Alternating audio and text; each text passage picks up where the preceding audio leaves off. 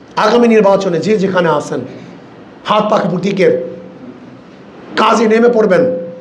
ইসলামের থেকে যে আসবে, যেখানে একটা সিট থাকবে সবাই ঝাঁপিয়ে পড়ুন, ঝাঁপিয়ে পড়ুন ইনশাআল্লাহ। আগামীতে খেলা জমে যাবে ইনশাআল্লাহ, বিশ্বাস করেন আপনারা। মানুষের মন মেজাজি ঘুরে গেছে, বিশ্বাস করেন, মানুষের মন মেজাজি ঘুরে গেছে। এরা পাটপাটদের কাছে ভোট দিবে না ইনশাআল্লাহ। নবীর যেই কাজ ওলামায়ে কেরামে একই কাজ। নবী আলাইহিস সালাতু ওয়াস সালাম যেই কাজগুলি করেছেন সেই কাজগুলি চলমান। এই কাজগুলির আঞ্জাম দিবে কে? ওলামায়ে কেরাম। নবী আলাইহিস সালাতু ওয়াস সালাম তালিম করেছেন, তালিম চলমান। তালিম দিচ্ছে কারা? ওলামায়ে কেরাম। নবী আলাইহিস সালাতু ইমামতি করেছেন, ইমামতি চলমান। ইমাম কারা? ওলামায়ে কেরাম। নবী আলাইহিস সালাতু দাওয়াত দিয়েছেন, দাওয়াত চলমান। দাওয়াত দিচ্ছে কারা? ওলামায়ে কেরাম। নবী আলাইহিস সালাতু ওয়াস সালাম জিহাদ করেছেন, জিহাদ চলমান। নেতৃত্ব কারা দিবেন? ওলামায়ে কেরাম। নবী আলাইহিস সালাতু দেশের প্রধান ছিলেন, কিন্তু এখন আমরা দেশের প্রধান হতে পারি নাই, এটা হলো সমস্যা। নবী আলাইহিস সালাম দেশের প্রধান ছিলেন না নাকি ভাই? নাকি ভুল বললাম? আপনার মাথার মধ্যে একদিনও আসে নাই কেন আমি দেশের প্রধান হব? নবী আলাইহিস সালাতু দুনিয়াতে নাই, আবু বকর রাদিয়াল্লাহু তাআলা তার জানিসিন, তিনিও তো দেশের প্রধান ছিলেন। আবু বকর রাদিয়াল্লাহু দুনিয়াতে নাই, ওমর রাদিয়াল্লাহু তিনিও তো দেশের প্রধান। ওসমান রাদিয়াল্লাহু তাআলা দেশের প্রধান, আলী রাদিয়াল্লাহু তাআলা দেশের প্রধান। অথচ আমাদের মাথার মধ্যেই নাই আমাদের দেশের প্রধান হতে হবে। এটাকে ইবাদতই মনে করি না, বুজুর্গই মনে করি না। আজীব। যদি কেউ দেশের প্রধান হতে চায় তাকে বুজুর্গই মনে করি না, মনে করি তো আল্লাহর ওলি না, আল্লাহর ওলি হতেই পারে না, ক্ষমতাবান, ক্ষমতা চায়। অথচ আলাইকুম বিসুন্নতি ওয়া সুন্নাতিল খুলাফায়ে রাশিদিন আল মাহদিয়িন তামাসসাকু বিহি ওয়া আদু আলাইহা বিন নওয়াজিস। যারা সর্বশ্রেষ্ঠ, যাদের অনুকরণ করার জন্য বলা হয়েছে, প্রত্যেকেই দেশের প্রধান। তো দেশের প্রধান হওয়ার পর বুজুর্গ হওয়া যায় কি যায় না? ওলি হওয়া যায় কি যায় না? মুআল্লিম হওয়া যায় কি যায় না? তা আপনি এরকে বিচ্ছিন্ন করছেন কেন? আপনি কি আরেকটা জিনিস দেখছেন? বাংলাদেশে বর্তমানে যারা নেতৃত্ব দিচ্ছে, রাজনৈতিক যারা নেতৃত্ব দিচ্ছে, ভাই আপনি বসেন তো ক্যামেরাওয়ালা, ভাই আপনি ডিস্টার্ব করেন না তো ভাই, এত লাগে না, বসেন, কথা শোনেন তো, বসেন, একটু কথা শোনেন, আমার জেহেন ছুটে যায়। আপনি দেখেন তো বর্তমানে বাংলাদেশে যারা নেতৃত্ব দিচ্ছে, ইসলামী রাজনীতির নেতৃত্ব দিচ্ছে, প্রত্যেকই ছাত্র জমানা থেকে রাজনীতির সাথে সম্পৃক্ত। তা আপনি যদি ছাত্র জমানার থেকে রাজনীতির সম্পৃক্ত না থাকেন, আপনি নেতৃত্ব দিবেন কীভাবে? কিন্তু যারা নেতৃত্ব দিতে চায় না, দেয় না, ছাত্র জীবন থেকে একজনও রাজনীতির সাথে সম্পৃক্ত না। তাজরাবা করছেন, একজন খেয়াল করছেন? আমাদের ভালো ছাত্রগুলি রাজনীতি করতে চায় না, অথচ সবচেয়ে মেধাবী ছাত্রদের কাজ হলো এটা। আমার মতো গভর্নমেন্টের কাজ কিন্তু এটা না। সবচেয়ে মেধাবী, যাদের তুক্ষার মেধা, এই কাজটা তাদের। কেন? গোটা বিশ্বের সামনে রাজনীতি উপস্থাপন করতে হবে, গোটা বিশ্বের মেধার সামনে আপনাকে জয় হতে হবে, গোটা বিশ্বের মেধার সামনে আপনাকে সবার উপরে প্রাধান্য দিতে হবে। আপনার চিন্তা ভাবনা, আইন কানুন ইসলাম এই, পাশ্চাত্য এই, সোশ্যালিজম এই ইসলাম এই, ক্যাপিটালিজম এই ইসলাম এই, ডেমোক্রেসি এই ইসলাম এই, সেকুলারিজম এই ইসলাম এই, পাশ্চাত্য অর্থনীতি এই ইসলামের অর্থনীতি এই, পাশ্চাত্য আইন এই ইসলামের অর্থনীতি এই, ইসলামের আইন এই। এইটাকে তুলনামূলকভাবে উপস্থাপন করা যেমন তেমন মেধার প্রয়োজন। কোন তো কেমন মেধার প্রয়োজন বলেন তো? আমি এই মাত্র যে কথাগুলি বলছি, এগুলো আপনারা করবেন না, করবে কি? এই কাজটা তো সবচেয়ে মেধাবী লোকের। ধরেন না, আজকে বাংলাদেশের মধ্যে যারা বুদ্ধিজীবী আছে তাদের সাথে যদি আপনি মোনাজারায় বসেন, তর্ক বিতর্ক বসেন, তখন সে তো বলবে যে পাশ্চাত্য ভালো, সেকুলার ভালো।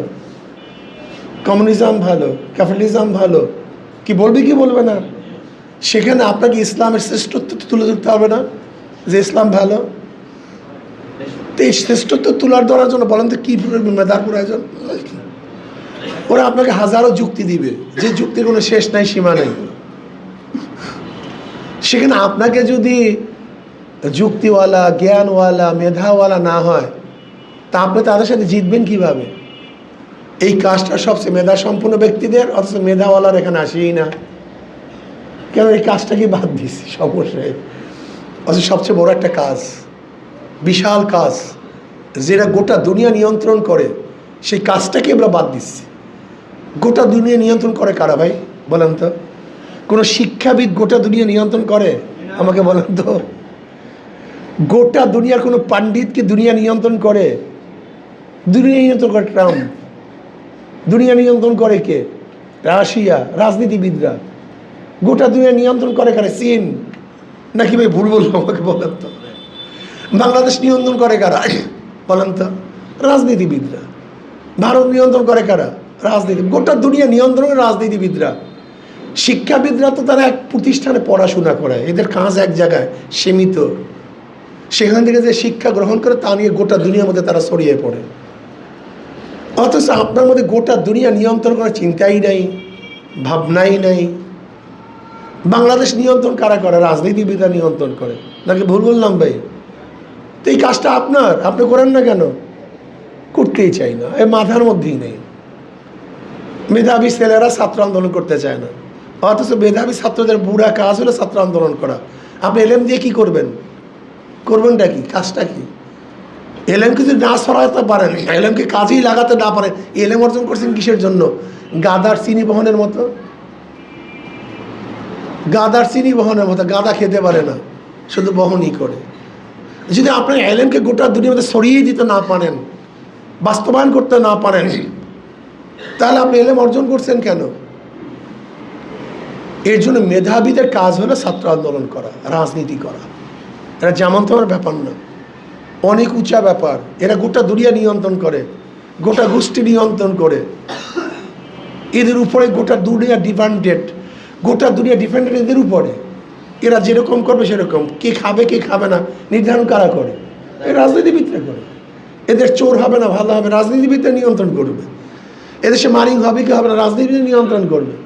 এদেশ থাকবে কি থাকবে না, রাজনীতিবিদ নিয়ন্ত্রণ করবে। এই মাদ্রাসা মসজিদ থাকবে কি থাকবে না, রাজনীতিবিদ নিয়ন্ত্রণ করবে। টুপি দাড়ি থাকবে কি থাকবে, রাজনীতিবিদ নিয়ন্ত্রণ করবে। অথচ আপনার কাছেও নেই। এটাকে কারাহিয়াত মনে করেন, এটাকে পছন্দ করেন না।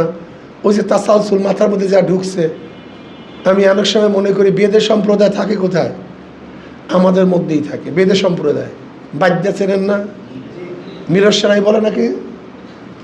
ওই যে বেদের সম্প্রদায় থাকে কোথায়? আমাদের মধ্যে। বাজার করে আমাদের মধ্যে, খায় আমাদের মধ্যে, চলে আমাদের মধ্যে।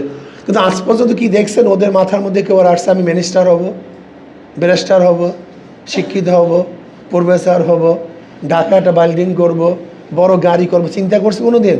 থাকে তো আমাদের মধ্যে, কিন্তু মাথার মধ্যে এগুলি কোনো দিন আসে না। ওই যে বাবার থেকে যা পাইছে, মার থেকে যা পাইছে, ব্যাস ওইটাই তার মাথার মধ্যে ঘুরে, এর বাইরে যেতে পারে না। ঠিক আমাদের ছাত্রদের মধ্যে, আমি সেদিন আলেমদের মধ্যে সেদিন গেলাম,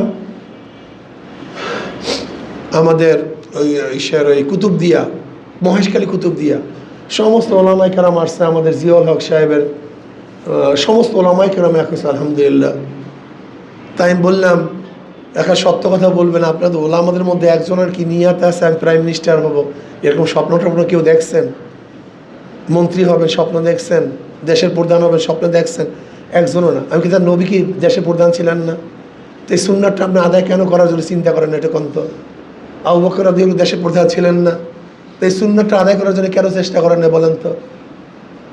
তার মানে আপনাকে নিজেকে এত ছোট মনে করেন কেন? হ্যাঁ, আপনিই তো দেশের প্রধান হওয়ার যোগ্য। কোনো চোর বাটপার কি দেশের প্রধান হওয়ার যোগ্যতা রাখে? আপনারা দেশের প্রধান হবেন, এদের মধ্যে হারাম নেই। এরা আদর্শবান, নীতিবান, চরিত্রবান, নবীর ওয়ারিস। এরা যখন দেশের প্রধান হবে তখন দেশটা একটা জান্নাতের বাগিচা হয়ে যাবে।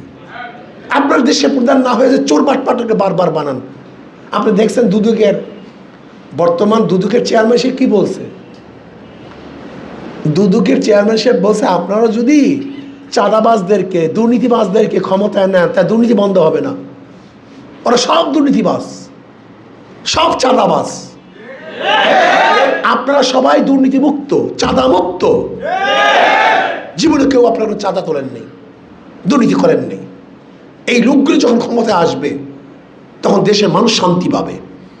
কিন্তু আপনাদের মাথার মধ্যেই নেই আমি ক্ষমতায় যাব, এটা মাথার মধ্যেই নেই। কেন আসবে না কেন মাথার মধ্যে? বাটপাররা, চোরেরা, বসবেরা, তারা কি ক্ষমতায় যাবে? ক্ষমতায় যাবেন আপনারা, মাথার মধ্যে আনেন। বারাক ওবামা আমেরিকার যে প্রেসিডেন্ট ছিল, যখন 8-এ পড়ে তখন তার মাথার মধ্যে আসছে আমি আমেরিকার প্রেসিডেন্ট হব। 8-এর বছর সে একদিন স্বপ্ন পূরণ করেছে। আপনি কেন নিয়াত করেন না আমি আমার ইউনিয়নের চেয়ারম্যান হব, আমি এমপি হব, আমি উপজেলার চেয়ারম্যান হব, আমি মিনিস্টার হব, আমি দেশের প্রধান হব?